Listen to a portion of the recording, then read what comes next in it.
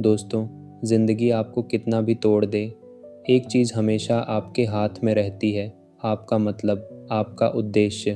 Victor Frankel ने वो दर्द झेला है जिसे सोचना भी मुश्किल है, लेकिन उन्होंने उसी दर्द में जीवन का सबसे बड़ा सच खोज लिया। आज मैं आपको उसी सच की एक ऐसी कहानी बताने वाला हूँ जो आपकी सोच हमेशा के लिए बदल देगी। 1948 में हॉलोकॉस्ट के समय विक्टर सेनिकल ने कई साल कौन से स्टेशन कैंप में एक कैदी की तरह काटे और उनके माँ बाप, भाई और पत्नी को जान से मार दिया गया था। उन्हें बाकी जूस कैदियों के साथ काफ़ी गंदी हालत में रखा जाता था।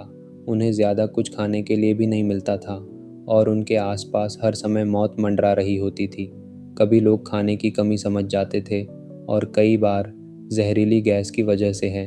और जहाँ ज़्यादातर कैदी कुछ दिनों के बाद ही हिम्मत हार कर अपनी लाइफ में होप और मीनिंग्स फॉर थे, वहीं विक्टर के लिए तो हर मूवमेंट की मीनिंग से भरा था। यह इसलिए क्योंकि वह एक यूरोलॉजिस्ट और साइकियाट्रिस्ट है, जिसकी वजह से उनके लिए हर नया दिन काफ़ी इंटरेस्टिंग होता था, क्योंकि उन्हें हर तरह के लोगों का बिहेवियर देखने को मिलता था। विक्टर ने बुक में बताया है कि उनकी तरह ही जो लोग इतनी सफरिंग में भी होप और मीनिंग नहीं हो रहे थे, उनका लाइफ को देखने का नज़रिया कुछ ऐसा था कि वह उस क्वेश्चन को एक चैलेंज की तरह देख रहे थे जिससे उन्हें ओवरकम करना था। कंसंट्रेशन कैंप में हर परिस्थिति कैदियों से हार मनवाने के लिए काफ़ी थी। हर इंसान से उसके सारे सपने और हिम्मत छीन ली जाती थी और जो चीज़ उनके पास बचती थी, मीना वह हर इंसान की ये चूज़ करने की बेटी की वह इससे सिचुएशन पे कैसे रिएक्ट करता है। इस फ्रीडम की बात इन स्टोन्स ट्रैक्स और even mode on existence in philosophy करी है। और एग्जिस्टेंस लहसुन का तो सेंट्रल थीम यही बोल रहा है कि जीने का मतलब है सफ़र करना और सफ़रिंग में डटे रहने का मतलब है अपनी सफ़रिंग में मीनिंग ढूंढना। अगर लाइफ में कोई पर्पस है तो हमारे मन ने और सफ़र करने में भी कोई पर्पस ज़रूर होगा, पर कोई भी एक इंसान दूसरे इंसान को ये नहीं बता सकता कि ये पर्पस क्या है, क्योंकि हर इंसान की लाइफ का पर्पस अलग होता है। उसका काम है इस पर पर्स को ढूंढना और इससे जुड़ी रिस्पॉन्सिबिलिटी उठाना। बुक में बताया गया है कि ये मैटर नहीं करता कि हम लाइफ से क्या एक्सपेक्ट करते हैं, बल्कि असली पोर्शन तो ये है कि लाइफ हमारे से क्या एक्सपेक्ट करती है। अपने आप से लाइफ का मीनिंग पूछने के बजाय अपनी सिचुएशन को ऐसे देखो कि लाइफ हर मिनट और हर घंटे आपसे पूछ रही है कि आप इस दुनिया में क्या कंट्रीब्यूशन देना चाहते हो। फ्रेंड, कल के हिसाब से जीने का असली मतलब है ज़िंदगी की प्रॉब्लम के सही जवाब ढूंढने की रिस्पॉन्सिबिलिटी लेना और इन जवाबों को ढूंढने के रास्ते में रखी गई रुकावटों को पार करना, यानी अपनी लाइफ में एक लोड उठाना या फिर किसी चीज़ के लिए रिस्पॉन्सिबल बनना बहुत ज़रूरी है। फ्रंट कर ले जर्मन फलोसफर फैब्रिक नीचे को कोट करते हुए बोला है कि वह ऐसा वांट टू लाइव इन थी air with almost any how, यानी जिस इंसान की लाइफ में कोई मीनिंग और रिस्पॉन्सिबिलिटी है वह लाइफ की हर मुश्किल को झेल सकता है। यवन अपने साइकियाट्रिक वर्व के दौरान भी ट्रायंगल ने अपने कई पेशेंट्स में देखा कि उन फिर मीनिंग कितना ज़रूरी था। उन्होंने अवगत कराया कि जिन पेशेंट्स के पास कोई मीनिंग नहीं था उन्हें आसानी से चीज़ों की लत लग जाती थी, उन्हें गुस्से की प्रॉब्लम थी और उन्हें डिप्रेशन की ज़्यादा था। इसके साथ ही फ्रेंड कर लें यह भी बताया है कि मीनिंग एक आरामदायक लाइफ सक्सेस और पैसे इससे रिलेटेड नहीं है, क्योंकि जब हमारी लाइफ थोड़ी आसान हो जाती है और हम कंटिन्यूसली ज़िंदा रहने के लिए लड़ नहीं रहे होते, तब हमारे दिमाग में क्वेश्चन आता है कि हम जिंदा रहेंगे। इसलिए आज के समय पर ज़्यादातर लोगों की यही कहानी है। उनके पास ज़िंदा रहने के साधन तो हैं और उनके पास कोई विज़न नहीं है जिसके लिए वह ज़िंदा रहे हैं। लाइफ के इस खालीपन को विक्टर ने नाम दिया है एग्जिस्टेंशियल वैक्यूम। और जो लोग इस खालीपन के शिकार बनते हैं उनमें 3 सिम्टम्स देखने को मिलते हैं, यानी डिप्रेशन, गुस्सा और एडिक्शन। लोगों की इस ऑब्जर्वेशन के बेसिस पर फ्रेंड कर लें एक नई तरह की थेरेपी को जन्म दिया जिसे अपने नाम दिया लोगो थेरेपी, जिसका लिटिल मतलब है मीनिंग थेरेपी। ये थेरेपी एक गाइड की तरह लोगों को उनका पर्पस और मीनिंग ढूंढना सिखाती है। ट्रायंगल के मुताबिक हम अपनी लाइफ में 3 अलग तरीके से मीनिंग ढूंढ सकते हैं। पहला तरीका है कुछ काम करना या फिर एक गोल को परसेव करना, क्योंकि जिस इंसान की लाइफ में एक वैल्यूड गोल नहीं होता है वह अपनी पूरी लाइफ को इमली असली भटकते हुए वेस्ट कर देता है। हर इंसान के अंदर इस दुनिया में कुछ ना कुछ यूनिक कंट्रीब्यूट करने की क्षमता होती है, जो सिर्फ तभी बाहर आती है जब वह एक टारगेट सेट करता है और किसी ऐसी अनोखी चीज़ को जन्म देता है जो सिर्फ उसके यूनिक एक्सपीरियंस, इस नॉलेज और अंडरस्टैंडिंग से बनी होती है। इस तरह से किसी टास्क को पूरा करना मीनिंगफुल होता है, क्योंकि हम इंसान अपनी कम्युनिटी में यूज़फुल करने के लिए वोल्वो हैं।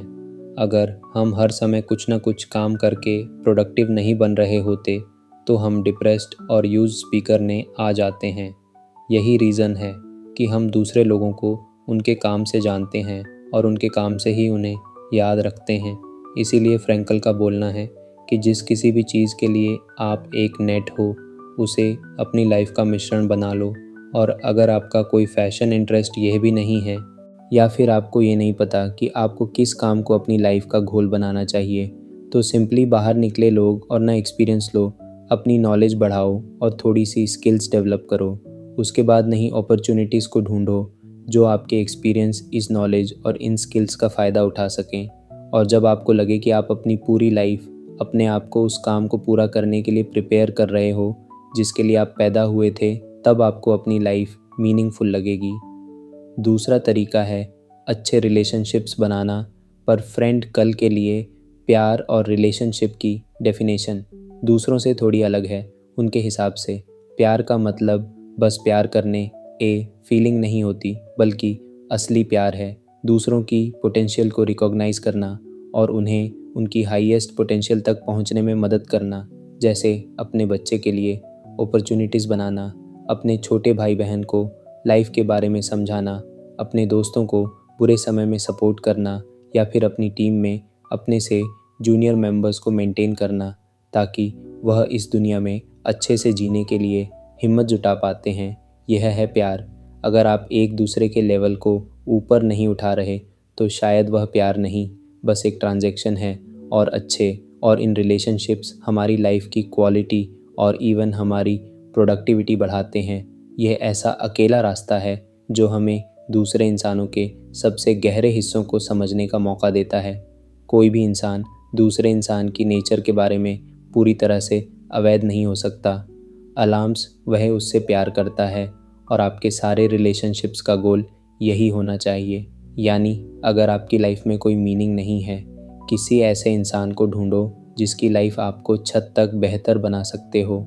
लाइफ में मीनिंग ढूंढने का तीसरा तरीका है अपनी सफरिंग को बहादुरी के साथ भी शेयर करना और उसकी रिस्पॉन्सिबिलिटी लेना। फ्रेंड कल ने अपना एग्जाम्पल देते हुए बताया है कि किस तरह से इतनी सफरिंग के दौरान भी उन्होंने अपने आप को वहाँ से निकलने पर कंसंट्रेशन कैंप्स की साइकोलॉजी पर लेक्चर देते हुए मैचिंग करा, जिसकी वजह से उनका सारा दर्द और दुख मीनिंग से भर गया। उनका हर मूवमेंट वह काफ़ी चौकन्ने होकर और एक साइंटिफिक लेंस के साथ उपयोग करते हुए काट रहे थे। इस तरह से वह लोगों की साइकोलॉजी समझने के साथ साथ अपनी सफरिंग को बीट कर रहे थे। इसी वजह से उन्होंने हमें एक काफ़ी वास्ट एडवाइस देते हुए बोला है कि जब भी आप किसी मुश्किल में फंसे हो या बुरा फील कर रहे हो, तब उस मुश्किल का एक यूज़ ढूंढो और अपने आप से पूछो कि मैं किस तरह से अपनी इस सफरिंग को वैल्यूएबल बना सकता हूँ। इवन ऑलमोस्ट हर स्टोरी या मूवी में भी सफरिंग को डिस्टेंस फ्रॉम नेशनल सिंबल की तरह दिखाया जाता है। यानी स्टोरी के एक पॉइंट पर कैरेक्टर थोड़ा सफ़र करता है और रास्ते में आने वाली रुकावटों को पार करता है, जिससे हमें पता चलता है कि उस कैरेक्टर की डेट क्या है और वह किन वैल्यूज़ को फॉलो करता है। वह सफल नहीं होती है जो हमें डीप और मेंटली स्ट्रांग बनाती है।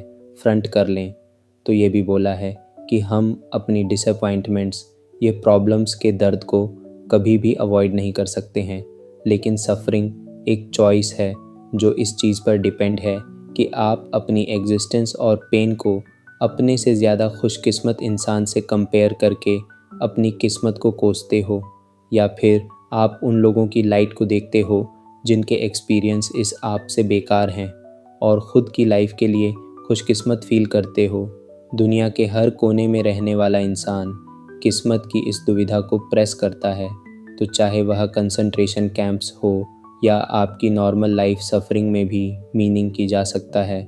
बस शर्त ये है कि आप गिव अप योर कंप्लेंट करने के बजाय अपने अंदर के उस पूजा लेकर ढूंढो जो इस अंधेरे को हरा सकता है। दोस्तों, याद रखिए, हम परिस्थितियों को नहीं चुन सकते, लेकिन हर परिस्थिति में अपने रवैये को चुन सकते हैं। यही जीवन का सबसे बड़ा अर्थ है। अगर इस वीडियो ने आपको एक नई दिशा दी हो तो इसे दूसरों तक ज़रूर पहुंचाएं। मिलते हैं अगली लाइफ चेंजिंग किताब के साथ।